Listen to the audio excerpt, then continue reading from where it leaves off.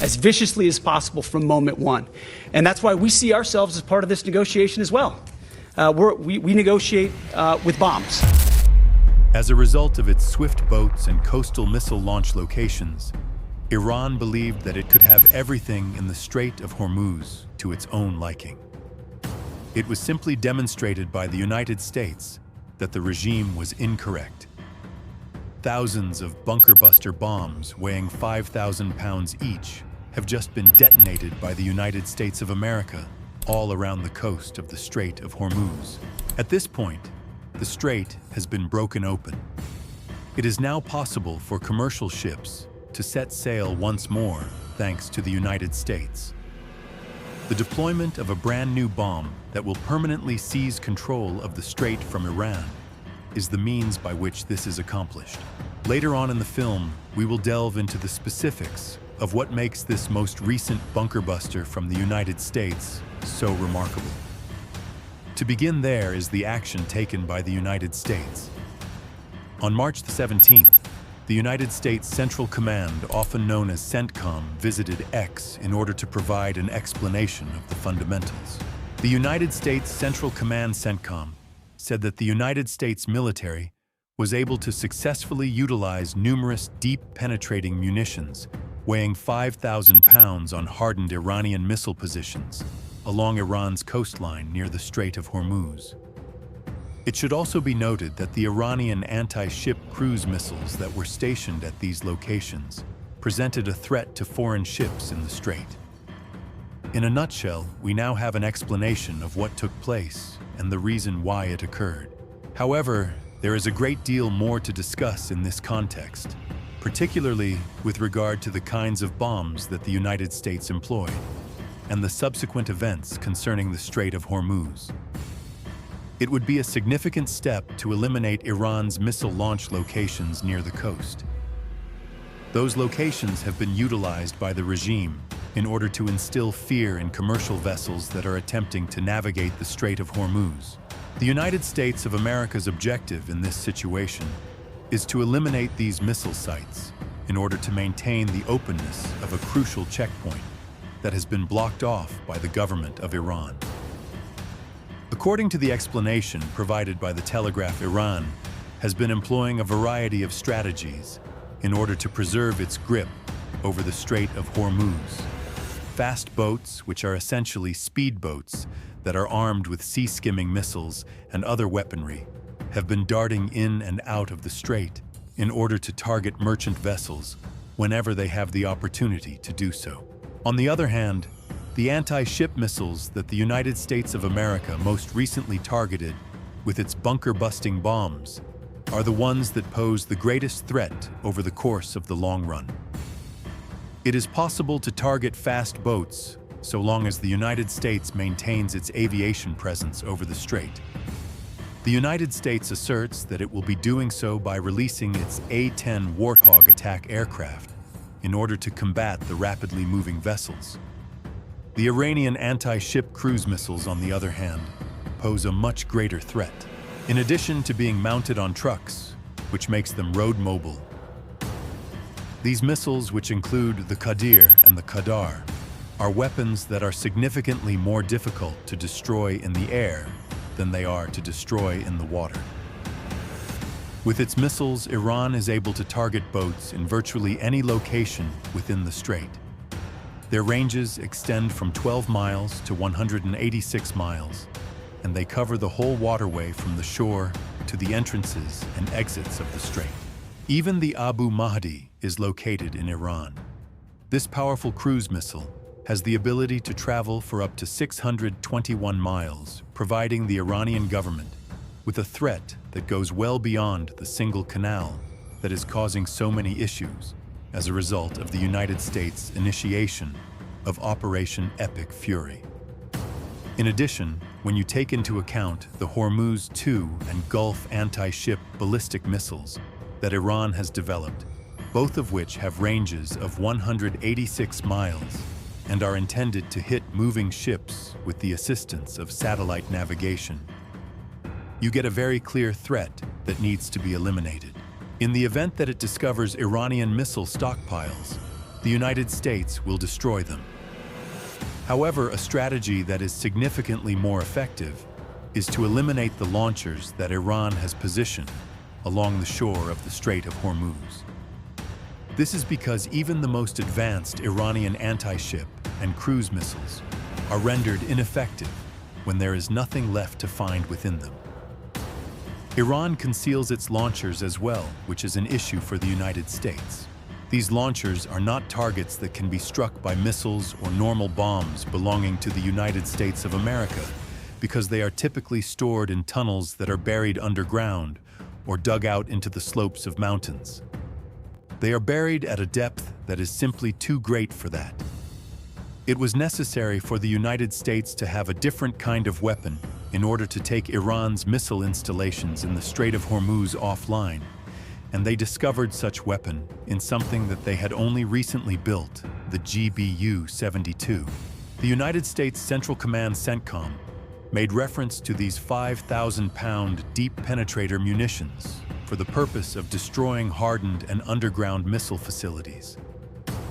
These munitions are a part of an ever-growing arsenal of bombs that the United States has been creating.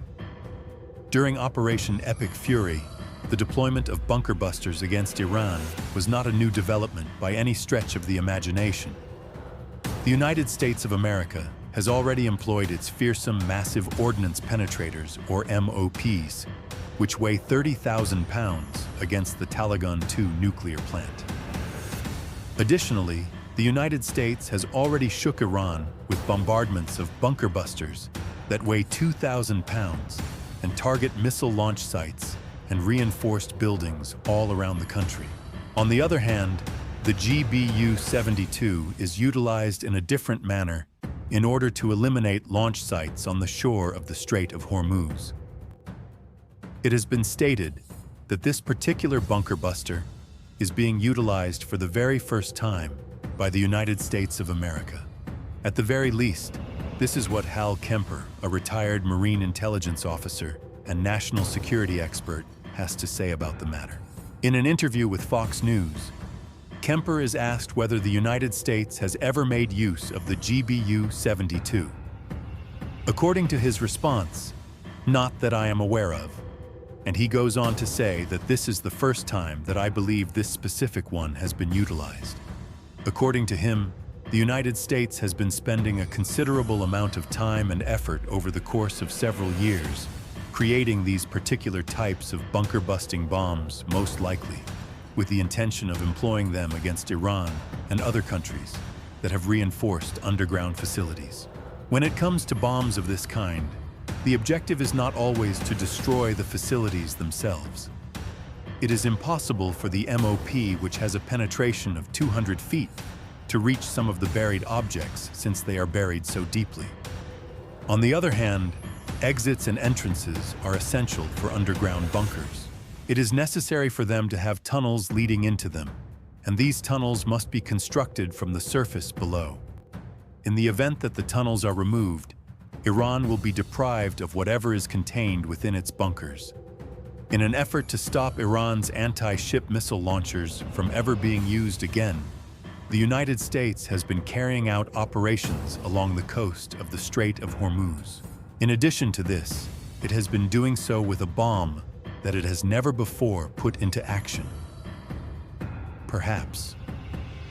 Even though the aviationist agrees with Kemper that what the United States has just unleashed on Iran is the first time in history that the GBU-72 has been used. The war zone, also known as TWZ, suggests that there may be some grounds for argument. It refers to a report that was published by CBS News in May 2024. The article stated that the news organization had spoken to 3 officials from the United States who confirmed that the GBU-72 had been released on Houthi facilities in Yemen as a result of the Houthis' attack of ships in the Red Sea. It is interesting to notice some of the parallels here, and it is reported that the bomb was successful in hitting its target. As Iran did in the Strait of Hormuz, the Houthis were attempting to disrupt shipping by attacking a vital waterway. This was similar to what Iran was doing, The fact that the Houthis are also supported by Iran and are frequently referred to as a proxy of Iran's regime is an additional factor that complicates the situation. Taking into consideration the fact that the CBS report is accurate, this indicates that Iran has had some prior experience dealing with the GBU-72. In the year 2024, it was unable to take any action to prevent the bunker buster from the United States of America from destroying its underground missile launch sites across the Strait of Hormuz. Almost 2 years later, it was clear that it was unable to prevent this from happening. What possible actions could Iran take? The GBU-72 is a weapon that is truly remarkable in its capacity. At this very moment, we are going to explain why this is the case, as well as explain how the United States launched its new bunker buster. And we will also discuss the implications of all of this for Iran's posture in the Strait of Hormuz. However, before we proceed without further ado, this is precisely the kind of topic that we discuss on Conflict Report. If you are looking for the kind of information that you are looking for, then you should make sure that you are subscribed to the channel, because we break it down precisely like this every single week. Regarding the GBU-72, there is a rationale behind Israel's desire to obtain this brand new bunker buster from the United States of America. What we know about the weapon is that it was initially developed to replace the United States GBU-28, which entered service in 1991. It is another bunker buster that weighs 5,000 pounds. Although it is possible that at the age of over 30 years, it may not be as suitable for dealing with Iran's underground bunkers as it has been for dealing with other hardened targets in the past. It is common knowledge that the United States Air Force made the announcement in 2021 that the GBU-72 bomb had been successfully detonated from an F-15E Strike Eagle while it was being in the process of testing. This also provides you with a hint regarding the manner in which the United States deployed its bunker buster in the Strait of Hormuz. Therefore, continue reading to learn more about this. It has also been reported that photographs were taken in 2024 of B-1 bombs that were carrying GBU-72s on exterior pylons. These photographs suggest that the United States of America has at least 2 different options for launching these earth-shattering bombs. As a matter of fact, B-1s are currently stationed at RAF Barefoot, where they are prepared to take off on their subsequent missions at any moment. Iran has already been struck by GBU-72s on one occasion. In the very near future, it is possible that it will have to deal with additional coming its way. As for the bomb itself, TWZ claims that it is a combination of a BLU-138B penetrating warhead and a variant of the Joint Direct Attack Munition, or JDAM kit, that the United States employs for its bunker busters that weigh 2,000 pounds. The United States is able to shoot its bombs at a target from a standoff range, because to this tail kick, which takes advantage of both Global Positioning System, GPS, and Inertial Navigation System, INS. This in turn reduces the risk that Iran's air defenses could offer to the airframe that launches the bomb. But those defenses wouldn't really be that much of a threat, would they? Following the destruction of approximately 85% of Iran's air defense network by Operation Epic Fury and Israel's Operation Roaring Lion, Iran has been reduced to the point where it is attempting to defend itself against aerial assaults by the United States using isolated pockets of air defenses, as stated by the Alma Research and Education Center. TWZ continues by saying that the GBU-72 warhead looks to combine AFX-757 explosives with PBXN-109, which is an interesting addition. Noteworthy is the fact that this is the identical combination that was utilized in the MOP that we discussed previously. Consequently, it appears that the United States has discovered something that functions exceptionally well in this context. In addition to that, we do not have a great deal of information regarding the GBU-72, which has led to speculation over its capabilities in terms of both range and penetration. According to TWZ, the GBU-28 had the capability of penetrating reinforced concrete that was 15 feet deep and dirt that was around 150 feet deep.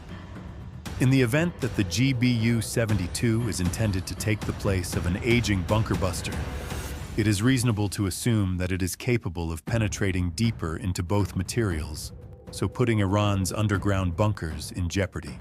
It is important to keep in mind that the United States does not need to attack the bunkers themselves. The removal of the tunnels that Iran used to transport its missile launchers over the Strait of Hormuz into and out of these bunkers is sufficient to render them inoperable within their intended purpose. It would have been possible for the United States to carry out a similar operation with the bunker-busting bombs that weighed 2,000 pounds, as we described before. However, in order to produce a comparable level of damage, a greater quantity of these bombs would have been required, and it is possible that the United States is reserving those weapons for use in attacks that penetrate deeper into the Iranian mainland. This strike was intended to be completed as swiftly as possible, and to hit Iran with as much force as feasible. Neither concrete nor soil are able to impede the GBU-72's progress, and over the entirety of the coast of the Strait of Hormuz, Iran has been repeatedly presented with the opportunity to learn this lesson. Would you be able to recall the clue that we discussed with you earlier? The United States may have employed F-15Es or B-1 bombers to drop GBU-72s to the doorsteps of Iran's underground missile launch sites. This was not exactly a covert operation. The information is provided by RBC Ukraine, which also mentions that the most recent estimates show that the United States dropped numerous GBU-72s on Iranian targets during its most recent bunker-busting military operations. Given that each B-1 that the United States maintains at RAF Fairford is capable of transporting up to 12 GBU-72s, the site speculates that the sheer size of this cargo lends credence to the idea that these aircraft must have been the ones that were selected. The United States F-15Es, on the other hand, are only capable of carrying one of these heavy bombs at a time. Therefore, it makes perfect sense that the B-1s would have been deployed in order to deliver more firepower in a single strike, as well as to minimize the risk that was offered by Iran's inadequate air defenses by giving them with as few targets as possible. I am not implying that the F-15Es were not participating in any way in the action that was being carried out.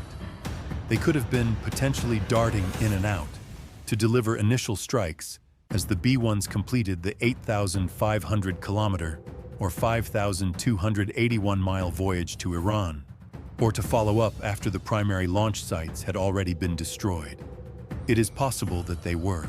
In the event that RBC Ukraine is correct, and the United States launched up to 48 of its GBU-72s against Iran's missile facilities, then the B-1s would have been the ones responsible for providing the majority of the firepower.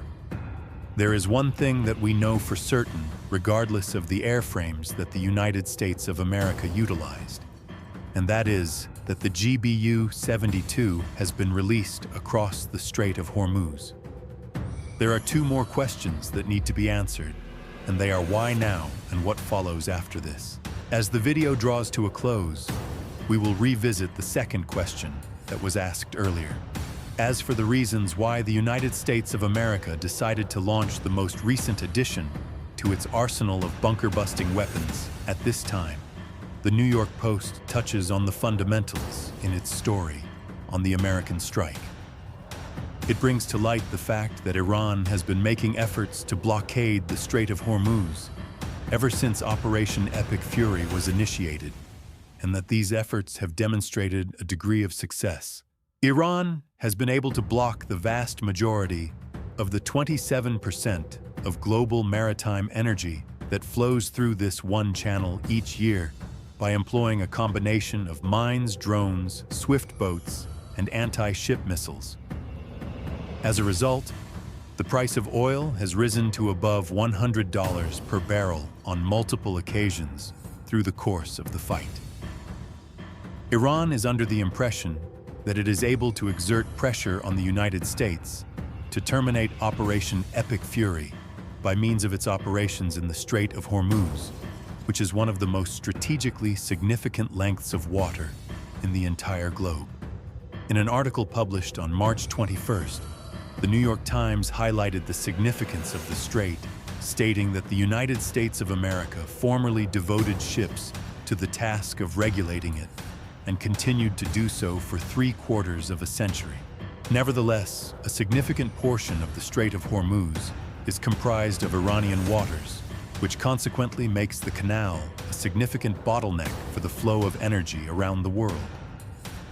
Iran is taking advantage of this situation by employing its missile strikes, in addition to its previous attacks, in order to terrify merchant vessels that are attempting to transit through the strait.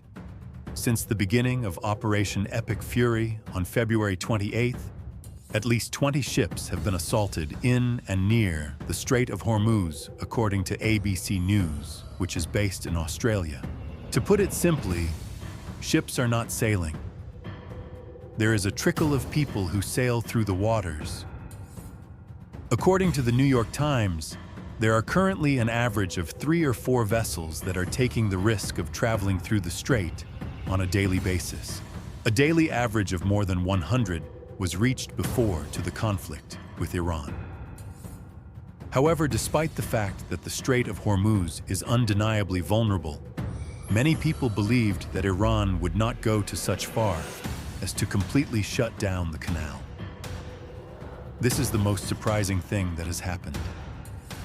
The standard line of everybody, including me up to this point, was always, "It's too big to fail," as said by Neil Crosby, who is the head of oil research at the energy marketing intelligence business, Sparta. Crosby made this statement in an interview with the New York Times. That will never be the case. This is something that will never be allowed to occur by Western or Allied naval powers. However, it has taken place. And GBU-72s crashing into anti-ship missile launch sites across the Strait of Hormuz is the big remedy that the United States has come up with for the problem that Iran has manufactured on its own. Now that we have that out of the way, let's return to the second question that we posed. What comes next? More may very well be on the way, and the United States of America has warned Iran of the same thing. The United States continues to be focused on eliminating Iran's danger to the free flow of commerce in the Strait of Hormuz, according to Admiral Brad Cooper, who is the commander of the Central Command Headquarters, CENTCOM.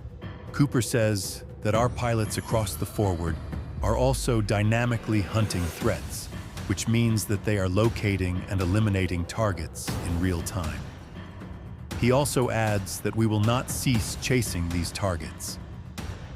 With the enormous quantity of firepower that the United States has deployed in Iran, there is a good chance that it will also be gathering intelligence about other missile launch sites along the Strait of Hormuz that were missed during the initial wave of strikes. Since B-1s are still stationed at RAF Fairford, there is a high probability that the United States will pull off a maneuver similar to the one that we have just witnessed in the waterway. Donald Trump, the President of the United States, also made a reference to the same thing when he issued a warning to Iran on March 22nd, stating that the Iranian regime has 48 hours to reopen the Strait of Hormuz, or else the United States will destroy the domestic power facilities that are responsible for maintaining the flow of energy throughout the country. Iran, on the other hand, does not appear to be going back on its position over these threats, at least not entirely. Mohammed Bakr Kalibaf, the Speaker of the government of the country, has already taken to X to issue a response to the threats made by Trump. He stated that immediately after the power plants and infrastructure in our country are targeted, the critical infrastructure, energy infrastructure, and oil facilities throughout the region will be considered legitimate targets and will be destroyed in an irreversible manner. Additionally, the price of oil will remain high for a considerable amount of time. But there are indications that the persistent pressure that the United States has been exerting on Iran in the Strait of Hormuz is beginning to have some kind of impact on the situation. Iran has stated that it will open up the strait to all ships, with the exception of those that are associated with the enemy, according to a story that was published by Reuters on March 22nd. Despite the fact that it is unknown which ships Iran will regard to be tied to the United States, this step comes at a time when Iran is attempting to find a diplomatic solution to the situation that it has currently found itself in. Obviously, ships from the United States that seek to travel through the Strait of Hormuz will be considered to be in that group. However, what about merchant ships that are associated with NATO or vessels from countries that have business with the United States? Iran will continue to attempt to strike them. Or is this Iran's method of acquiescing to the 48-hour deadline that Trump has set, while the government continues to try to blow out its collective chest by declaring that it is not capitulating? It will be quite illuminating to see the passage or lack thereof that occurs through the Strait of Hormuz during the following few days. As for Trump, he is still sort of appealing on America's allies to help it police the Strait of Hormuz, despite the fact that he is simultaneously stating that the United States does not require those allies. This is true even after his deadline has passed. Trump has stated, "Well, we don't need too much help, and we don't need any help actually," practically in the same phrase that he used to imply that NATO has made a huge mistake by not assisting the United States in policing the Strait of Hormuz. He has stated that the United States does not want any assistance. Regardless, it is possible that NATO will arrive. It has been said by its Secretary General Mark Rutte that NATO members are actively seeking for a means to move forward with the crisis that is occurring in the Strait of Hormuz. It was also reported by Axios on March 19th that 7 U.S. partners have stated that they are willing to establish a coalition to assist in patrolling the Strait of Hormuz. However, no formal pledges have been made, and it is unclear whether such a mission would proceed forward while Operation Epic Hero is still in progress. However, for the time being, Iran is required to deal with the repercussions of the United States' decision to detonate destructive bunker-busting bombs at its underground missile sites that are located along the Strait of Hormuz waterfront. If the organization plans to utilize its drones to pose a threat in the canal, then it may face much more challenges than it now has to deal with. The United States of America and the Gulf states, which Iran is threatening through Ukraine, and its interceptor drones are receiving a helping hand that most people would not anticipate.